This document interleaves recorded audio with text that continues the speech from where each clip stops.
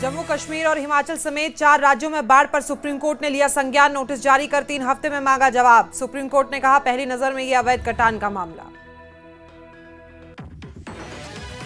काठगोदाम में गृह मंत्रालय की टीम ने बाढ़ के बाद हालात का लिया जायजा। सांबा और जम्मू में भी होगा नुकसान का आकलन। गृह मंत्री अमित शाह को रिपोर्ट सौंपेगी टीम।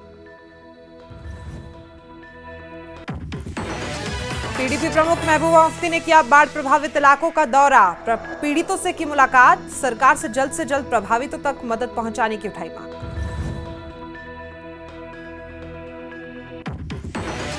किश्तवाड़ में भीषण लैंडस्लाइड। 30 किलोथ्रान मार्ग बंद। दब्रशल्ला प्रोजेक्ट साइट पर भी भूस्खलन। 4 लोगों का रेस्क्यू, 2 अब भी मलबे में दबे। जम्मू के प्रसिद्ध रघुनाथ जी मंदिर में किया गया हवन यज्ञ। प्रदेश के हालात दुरुस्त करने के लिए की गई पूजा पाठ। जान गंवाने वालों की आत्मा की शांति के लिए प्रार्थना।